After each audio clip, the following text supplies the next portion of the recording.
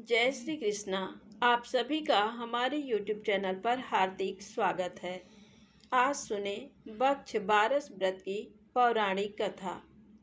हिंदू पंचांग के अनुसार बक्ष बारस का व्रत भाद्रपद महीने के कृष्ण पक्ष की द्वादशी को किया जाता है। इस दिन महिलाएं अपनी संतान की लंबी आयु और खुशहाल जीवन के लिए व्रत रखती हैं। इसे गोवत्स द्वादशी के नाम से भी जाना जाता है। ये व्रत उन महिलाओं के लिए भी खास होता है जो संतान प्राप्ति की इच्छा रखती हैं। गोवत्स द्वादशी या बक्ष बारस के दिन गाय और बछड़े की पूजा की जाती है। साथ ही बक्ष बारस की कहानी सुनी या पढ़ी जाती है। तो आइए जानते हैं बक्ष बारस की पौराणिक कथा। एक साहूकार था जिसके 7 बेटे थे। एक बार साहूकार ने एक तालाब बनवाया, लेकिन 12 वर्ष तक भी वह तालाब नहीं भर सका। इससे परेशान होकर साहूकार कुछ विद्वान पंडितों के पास गया और उसने पूछा कि इतने दिन हो गए लेकिन मेरा तालाब क्यों नहीं भरता है। तब पंडितों ने कहा कि तुम्हें तुम्हारे बड़े बेटे या बड़े पोते की बलि देनी होगी, तभी ये तालाब भरेगा। साहूकार ने पंडित की बात मानकर अपनी बड़ी बहू को पीहर भेज दिया। साहूकार की बड़ी बहू हमेशा बक्ष बारस का व्रत करती थी। बड़ी बहू के पीहर जाने के बाद साहूकार ने अपने बड़े पोते की बलि चढ़ा दी। तब घनघोर मेघ बरसने लगे और तालाब भर गया। जब साहूकार अपने तालाब की पूजा करने जाने लगा तो अन्य लोग भी उसके साथ उसकी तालाब की पूजा करने जाने लगे। जाते समय साहूकार ने अपनी दासी से कहा कि गेउला धनुला को बना लेना। साहूकार की गाय के बच्चे का नाम भी गेउला धानुला था। उस दासी ने गाय के बच्चे को ही गोउला धानुला समझकर पका दिया। साहूकार व साहूकारनी गाजे बाजे के साथ तालाब को पूजने लगे। साहूकार के पूजन कर लेने के बाद वहां आए लोग भी तालाब का पूजन करने लगे। उसी समय जिस पोते की बलि दी गई थी वह वहां गोबर में लिपटा हुआ मिला और आकर कहने लगा कि मैं भी तालाब में कूदूंगा। उस बच्चे को देखकर साहूकार ने कहा कि मैंने तो इसकी बलि दे दी थी, जिससे ही यह तालाब भरा था, लेकिन गाय माता ने हमारी लाज रख ली और हमें हमारा पोता वापस लौटा दिया। अपने बेटे को वापस देकर बहू भी बहुत खुश हुई। तब साहूकार दौड़ा दौड़ा घर वापस आया और दासी से कहने लगा कि गाय का बच्चा कहाँ है। तब दासी बोली कि आपने गेउला धनुला को पकाने के लिए कहा था, तो मैंने उसे पका लिया। ये सुनते ही साहूकार क्रोधित हो उठा और अपनी दासी से कहने लगा, अरे पापिनी, तूने ये क्या अनर्थ कर दिया। अभी हम एक पाप उतार कर आए हैं, उससे पहले ही तूने दूसरा पाप हमारे लगा दिया। साहूकार अपना सिर पकड़ करके बैठ गया। साहूकार और साहूकारनी सोचने लगे कि अब गाय आएगी तो उसको क्या जवाब देंगे। साहूकार ने एक हांडी में गाय के बच्चे को डालकर खड्डे में दबा दिया। जब शाम को जंगल से गाय वापस घर आई तो अपने बच्चे को न पाकर चिल्लाने लगी और खड्डे में दबी हुई हंडिया को खोदने लगी। जब गाय ने हांडी को खोदकर निकाल लिया तो उसमें बछड़ा निकल आया। जब साहूकार को पता चला तो वह भी बछड़े को देखने के लिए गया, तो उसने देखा कि बछड़ा तो अपनी माँ यानी गाय का दूध पीने में व्यस्त था। तब साहूकार ने पूरे गांव में ढिंढोरा पिटवाया कि सभी स्त्रियों को बक्ष बारस का व्रत करना चाहिए। हे बक्ष बारस माता, जैसे साहूकार की बहू को दिया वैसे हम सबको देना। तो प्रेम से बोले बक्ष बारस माता की जय हो। अब आइए सुने बक्ष बारस व्रत की दूसरी पौराणिक कथा। बक्ष बारस की पौराणिक कथा के अनुसार प्राचीन समय में भारत में सुवर्णपुर नामक एक नगर था। वहाँ देवदानी नाम का राजा राज्य करता था। उसके पास एक गाय और एक भैंस थी। उनकी दो रानियां थीं। एक का नाम सीता और दूसरी का नाम गीता था। सीता को भैंस से बड़ा ही लगाव था। वह उससे बहुत नम्र व्यवहार करती थी और उसे अपनी सखी के समान प्यार करती थी। राजा की दूसरी रानी गीता गाय से सखी सहेली के समान और बछड़े से पुत्र समान प्यार और व्यवहार करती थी। ये देखकर भैंस ने एक दिन रानी सीता से कहा, गाय बछड़ा होने पर गीता रानी मुझसे ईर्ष्या करती हैं। इस पर सीता ने कहा, यदि ऐसी बात है तब मैं सब ठीक कर लूँगी। सीता ने उसी दिन गाय के बछड़े को काटकर गेहूं की राशि में दबा दिया। इस घटना के बारे में किसी को कुछ भी पता नहीं चलता, किंतु जब राजा भोजन करने बैठा तभी मांस और रक्त की वर्षा होने लगी। महल में चारों ओर रक्त तथा मांस दिखाई देने लगा। राजा की भोजन की थाली में भी मल मूत्र आदि की बास आने लगी। ये सब देखकर राजा को बहुत चिंता हुई। उसी समय आकाशवाणी हुई, हे राजा, तेरी रानी ने गाय के बछड़े को काटकर गेहूं की राशि में दबा दिया है। इसी कारण ये सब हो रहा है। कल गोवत्स द्वादशी है, इसलिए कल अपनी भैंस को नगर से बाहर निकाल दीजिए और गाय तथा बछड़े की पूजा करें। इस दिन आप गाय का दूध तथा कटे फलों का भोजन में त्याग करें। इससे आपकी रानी द्वारा किया गया पाप नष्ट हो जाएगा और बछड़ा भी जिंदा हो जाएगा। अतः तभी से गोवत्स द्वादशी के दिन गाय और बछड़े की पूजा करने का महत्व माना गया है तथा गाय और बछड़ों की सेवा की जाती है। तो प्रेम से बोले, गौ माता की जय हो। अब आइए सुने गोवत्स द्वादशी की तीसरी पौराणिक कथा। मान्यता है कि इस दिन पूजा पाठ करने से भगवान कृष्ण संतान की हर संकट से रक्षा करते हैं। वहीं योग्य संतान की प्राप्ति की मंगल कामना के लिए भी इस दिन व्रत पूजन किया जाता है। भविष्य पुराण के अनुसार इस व्रत के प्रभाव से व्रती सभी सुखों को भोगते हुए अंत में गौ के जितने रोए हैं उतने वर्षों तक गोलोक में वास करता है। वक्ष बारस शुरू होने के पीछे पौराणिक मान्यता ये है कि भगवान श्री कृष्ण के जन्म के बाद यशोदा ने इसी दिन गौ माता का दर्शन और पूजन किया था। इस दिन सुबह स्नान आदि करने के बाद व्रत पूजा का संकल्प लें। इसके बाद गाय को उसके बछड़े सहित स्नान करवाएं। गाय और बछड़ों को नहलाने के बाद उन दोनों को नया वस्त्र ओढ़ाएं, फूलों की माला पहनाएं, गाय और बछड़े के माथे पर चंदन का तिलक लगाएं, मन ही मन कामधेनु का स्मरण करते रहें। बर्तन में चावल, तिल, जल, सुगंध मिलाकर मंत्रों के सहित गाय के पैर धोएं।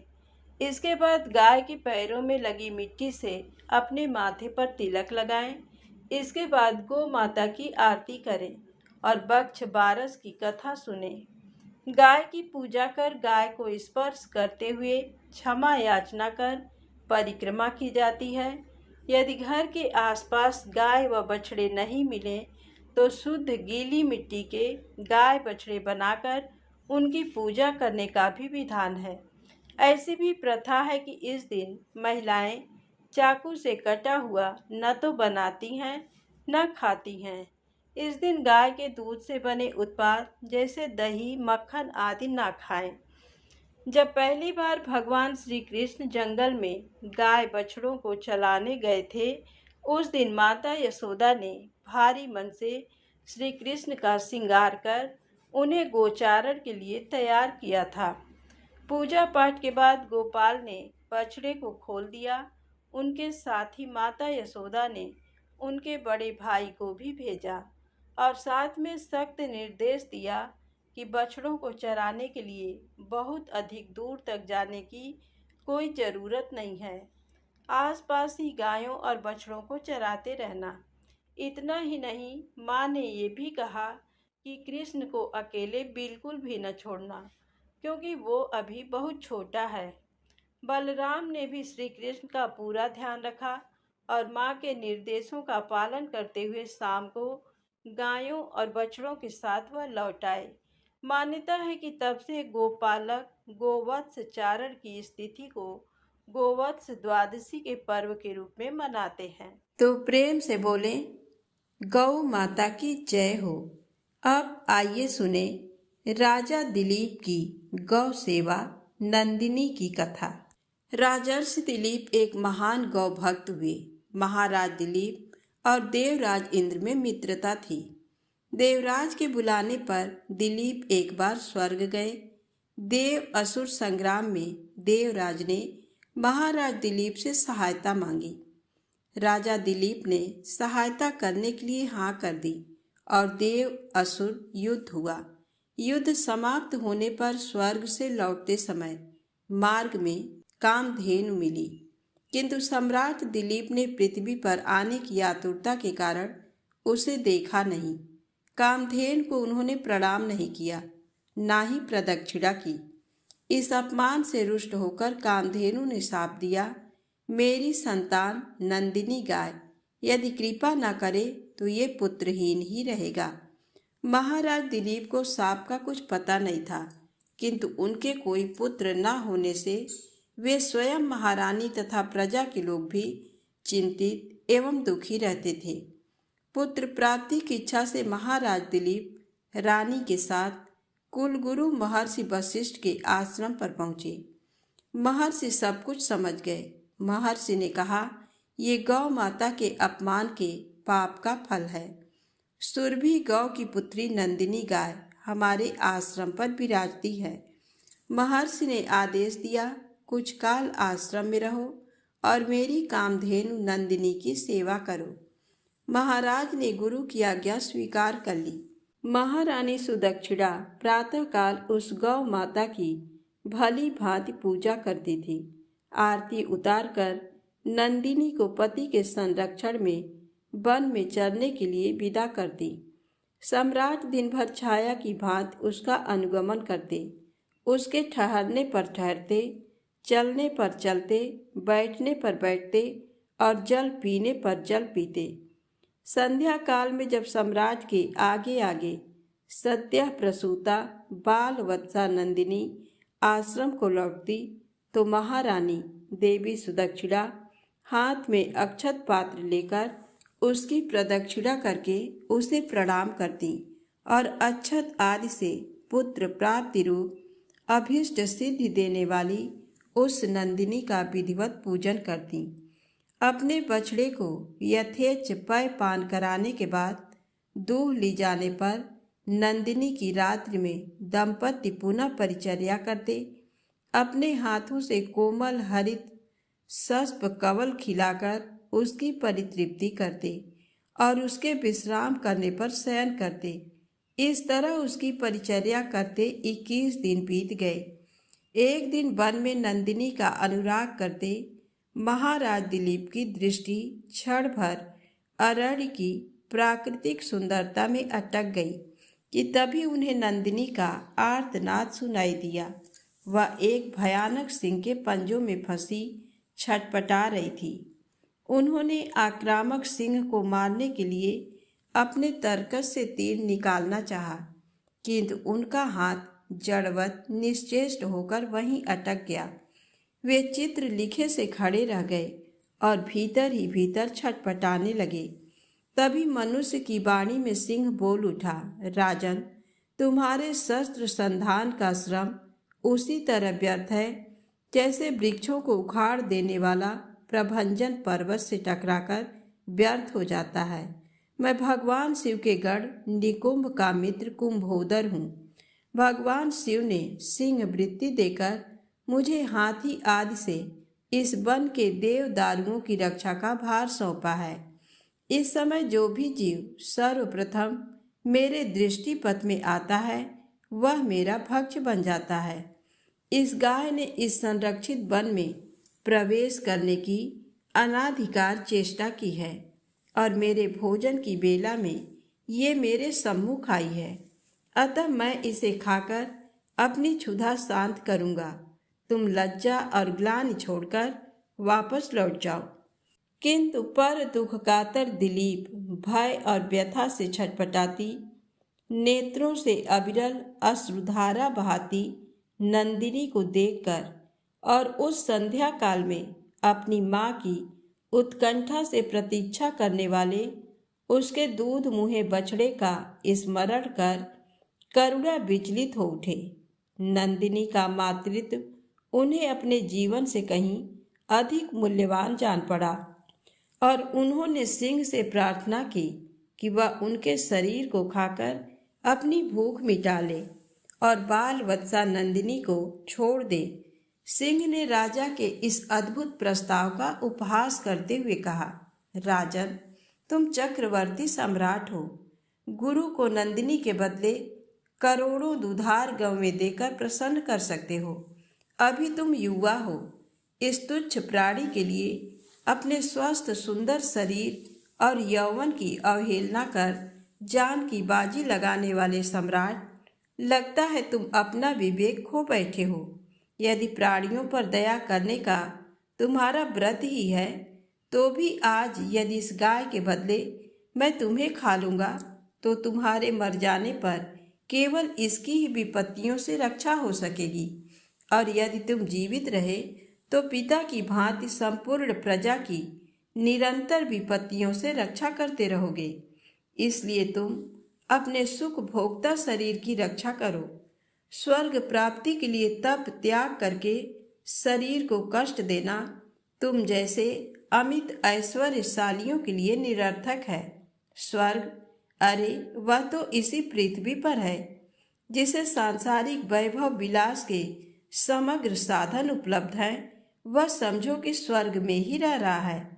स्वर्ग का काल्पनिक आकर्षण तो मात्र विपन्नों के लिए ही है, संपन्नों के लिए नहीं। इस तरह से सिंह ने राजा को भ्रमित करने का प्रयत्न किया। भगवान शंकर के अनुचर सिंह की बात सुनकर अत्यंत दयालु महाराज दिलीप ने उसके द्वारा आक्रांत नंदिनी को देखा, जो अश्रुपूरित कातर नेत्रों से उनकी ओर देखती हुई प्राण रक्षा की याचना कर रही थी। राजा ने क्षत्रियत्व के महत्व को प्रतिपादित करते हुए उत्तर दिया, नहीं सिंह, नहीं, मैं गौ माता को तुम्हारा भक्ष बनाकर नहीं लौट सकता। मैं अपने क्षत्रियत्व को क्यों कलंकित करूं? क्षत्रिय संसार में इसलिए प्रसिद्ध है कि वे विपत्ति से औरों की रक्षा करते हैं। राज्य का भोग भी उनका लक्ष्य नहीं, उनका लक्ष्य तो है लोक रक्षा से कीर्ति अर्जित करना। निंदा से मलिन प्राणों को, राज्य को तो वे तुच्छ वस्तुओं की तरह त्याग देते हैं। इसलिए तुम मेरे यशस शरीर पर दयालु हो, मेरे भौतिक शरीर को खाकर उसकी रक्षा करो, क्योंकि ये शरीर तो नश्वर है, मरण धर्मा है। इसलिए इस पर हम जैसे विचारशील पुरुषों की ममता नहीं होती। हम तो यश शरीर के पोषक हैं। ये मांस का शरीर न भी रहे, परंतु गौरक्षा से मेरा यशस शरीर सुरक्षित रहेगा। संसार यही कहेगा कि गौ माता की रक्षा के लिए एक सूर्यवंश के राजा ने प्राण की आहुति दे दी। एक चक्रवर्ती सम्राट के प्राणों से भी अधिक मूल्यवान एक गाय है। सिंह ने कहा, अगर आप अपना शरीर मेरा आहार बनाना ही चाहते हैं तो ठीक है। सिंह के स्वीकृति दे देने पर राजर्षि दिलीप ने शस्त्रों को फेंक दिया और उसके आगे अपना शरीर मांसपिंड की तरह खाने के लिए डाल दिया, और वे जाके सिर झुकाए आक्रमण की प्रतीक्षा करने लगे। तभी आकाश से विद्याधर उन पर पुष्प वृष्टि करने लगे। नंदिनी ने कहा, हे पुत्र उठो। ये मधुर दिव्य वाणी सुनकर राजा को महान आश्चर्य हुआ और उन्होंने वात्सल्यमयी जननी की तरह अपने स्तनों से दूध बहाती हुई नंदिनी गौ को देखा, किंतु सिंह दिखलाई नहीं दिया। आश्चर्यचकित दिलीप से नंदिनी ने कहा, हे सत्पुरुष, तुम्हारी परीक्षा लेने के लिए मैंने ही माया स्व सिंह की सृष्टि की थी। महर्षि वशिष्ठ के प्रभाव से यमराज भी मुझ पर प्रहार नहीं कर सकता, तो अन्य सिंह की सिंह आदि की क्या शक्ति है। मैं तुम्हारी गुरु भक्ति से और मेरे प्रति प्रदर्शित दया भाव से अत्यंत प्रसन्न हूँ। वर मांगो। तुम मुझे दूध देने वाली मामूली गाय मत समझो, अपितु संपूर्ण कामनाएं पूरी करने वाली कामधेनु जानो। राजा ने दोनों हाथ जोड़कर वंश चलाने वाले अनंत कीर्ति पुत्र की याचना की। नंदिनी ने तथास्तु कहा। उन्होंने कहा, राजन, मैं आपकी गौ भक्ति से अत्यधिक प्रसन्न हूँ। मेरे स्तनों से दूध निकल रहा है, उसे पत्ते के दोने में दूहकर पी लेने की आज्ञा गौ माता ने दी और कहा, तुम्हें अत्यंत प्रतापी पुत्र की प्राप्ति होगी। राजा ने निवेदन किया, माँ, बछड़े के पीने तथा होम आदि अनुष्ठान के बाद बचे हुए ही तुम्हारे दूध को मैं पी सकता हूँ। दूध पर पहला अधिकार बछड़े का है और द्वितीय अधिकार गुरु जी का है।